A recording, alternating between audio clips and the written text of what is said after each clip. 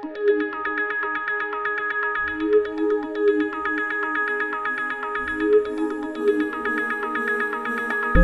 guys, and welcome to Economy Week. Our first review will be Emirates, since that was the first flights I took from Zurich to Dubai to Delhi, and you can see the map here of all my flights.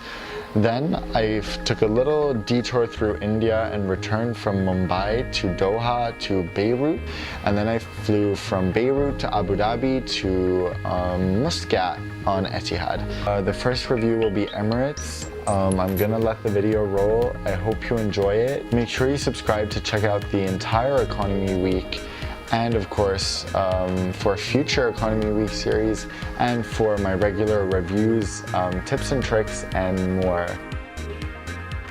So for my flights on Emirates, I'll be reviewing their A380 and 777-300ER. The reason I chose different aircraft types on different airlines is because I want to measure what the average experience is like for a passenger on each airline. For example, if you're flying from the US to the Middle East, the odds of you being on an Emirates A380 or a Qatar A380 are very different, since Qatar doesn't even fly their A380 to North America. Hence, I chose the aircraft types at each individual airline that is most common and that you are most likely to experience to make the overall comparison more fair.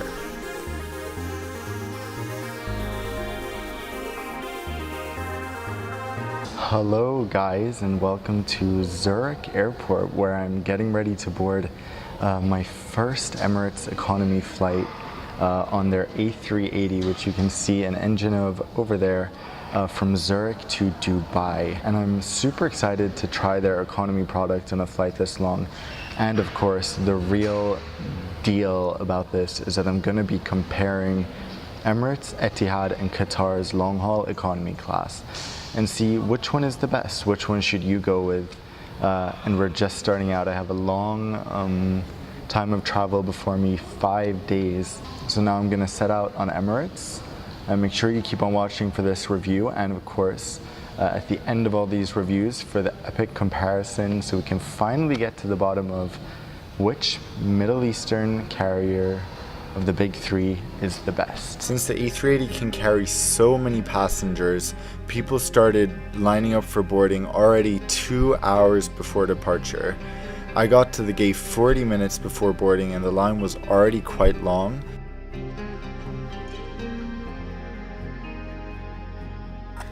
So the Emirates A380 is laid out in a 3-4-3 configuration. If you can, try to get a seat in the forward cabin by the stairs. Not only is this the quietest part of the cabin, since you're far away from the engines, galleys, and toilets, but you also have an incredible feeling of privacy, since there's not as many people around you. The seat looks and feels quite wide, and the legroom is good, higher than average on international airline standards. The seat pocket in front of you has 2 pockets. The first thing you notice when boarding Emirates is how huge the entertainment screens are. They really stick out and they're very impressive. Waiting at my seat as I boarded were some quite nice quality headphones, a thick blanket, better than what some airlines give you in business class, and a pillow. Underneath the entertainment screens are power ports, USB chargers, and the touchscreen remote. Now, what's really a shame is that the window seat actually doesn't have a power port. As you can see, the remote can be extended like this. The tray table is super clever, and it can be folded into several different sizes and is adjustable back and forth. There's also the little drink cup holder on it, which is always great.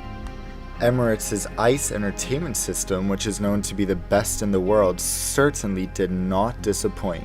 They had entire seasons of different shows, which I love to binge watch when I'm on board. One drawback is that all the shows, including short TV programs, had 2 minutes and 30 seconds of ads before the program started, which got really tedious after watching them 3-4 times. Something that really impressed me during boarding though was that the flight attendants were actually hanging up people's coats and helping them put their bags in the overhead lockers, something I've never seen before in economy.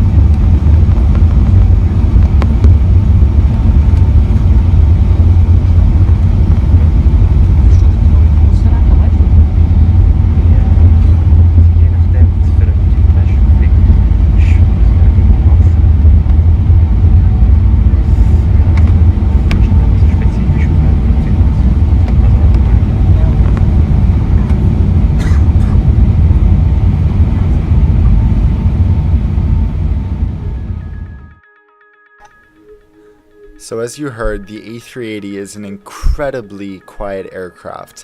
There's really no other airplane in the world that competes with it on noise level. The aircraft is fitted with external cameras in several positions so you can look outside from whatever seat you're in.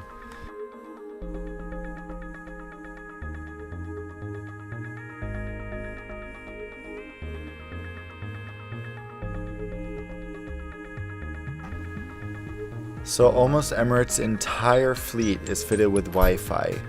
The unfortunate thing is that they recently raised prices quite significantly, though I still think it's reasonably priced. The speed was okay for airplanes, but overall not too impressive. One thing that is also very cool about Emirates is how they incorporate their themes everywhere. They put their touches of faux wood in the lavatories, on the windows, and in other places around the cabin. The meal service started with mango juice, water, and pretzels. What's really cool about Emirates is that they have loads of different types of juices on board. It's worth mentioning that I ordered vegetarian meals for all my flights. This is actually the best way, in my opinion, to measure how an airline performs in its meal services. It's only logical that an airline that took its catering seriously would put a lot of effort into making specially crafted, delicious tasting meals for their passengers with dietary requirements. And I must say, Emirates did a fantastic job. The catering was great, although the portion was a little small. I understand it's quite a short flight. We also got 2 more servings of beverages, and they had metal cutlery, which is super impressive. This is the meal on my second flight from Dubai to Delhi, which was a breakfast served around 7 a.m. Delhi time, an hour and a half prior to arrival. This was also a lot better than it looked, and I really enjoyed my meals with Emirates. Another unique and brilliant feature on Emirates is their stickers that let you inform the crew of what you wish to be woken up for. You just stick one on your seat, and honestly, I wish much more airlines used these. Of course, their A380 also has beautiful mood lighting.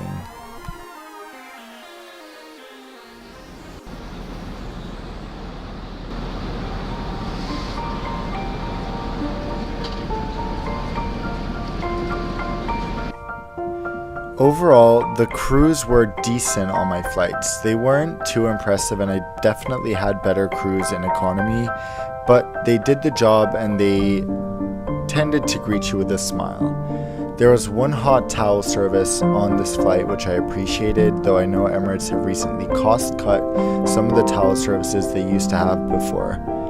The recline on the seats was really impressive, as you can see here. It was one of the best I've experienced in economy, almost on par with some premium economy products, which was really great.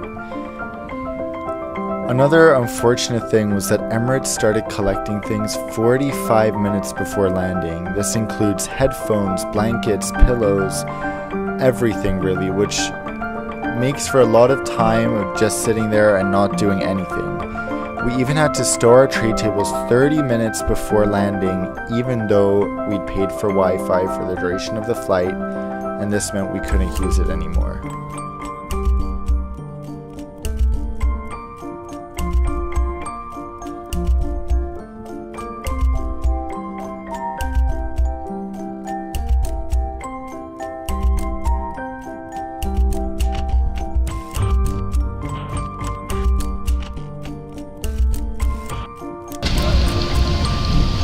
كانت متى تقيم في دبي حافظ على بطاقة صعود إلى الطائرة يمكنك استخدامها لاستخدام السمارت مجتمع.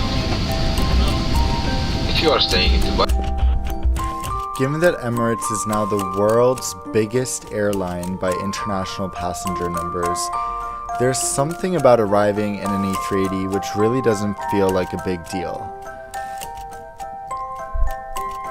I'm Swedish and I love IKEA, so don't take this in the wrong way, but I kind of got the feeling that Emirates was the IKEA of airlines.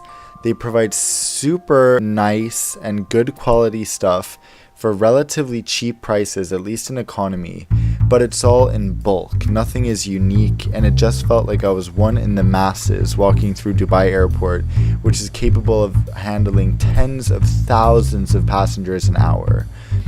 It's like a huge system that you're just a tiny speck in, and personally I prefer slightly smaller airlines and hubs just because the vastness of a terminal like at Dubai can become a little too much when you're traveling in the middle of the night. Allegedly, Dubai Airport has free showers, though unfortunately I couldn't find them. There's also a very limited number of places where you can sleep or rest in the airport. They have a small company offering a few pods that are often fully booked far in advance, so it's really impossible to find anywhere to rest at an airport that relies mostly on overnight or midnight connections, which just doesn't make sense to me. At least one thing I did like about the airport is how seemingly casual the environment was. There were some great local restaurants with amazing and reasonably priced food.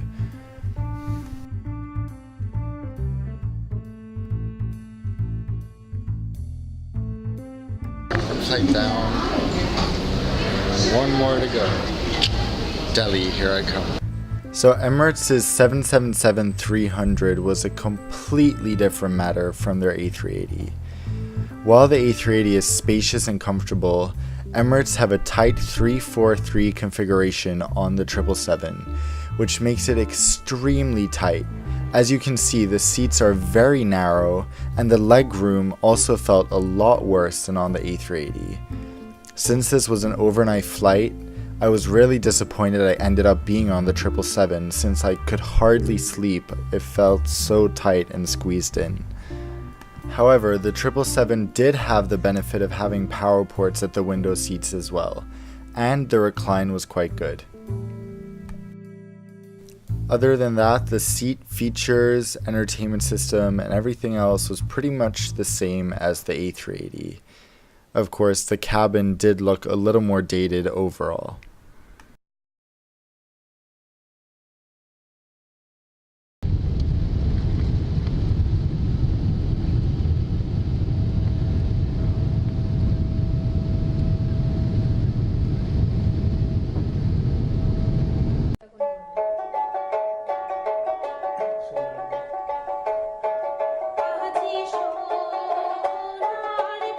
Emirates are one of the few airlines in the world to have stars on their cabin ceilings, which is just such a stunning addition to the cabin.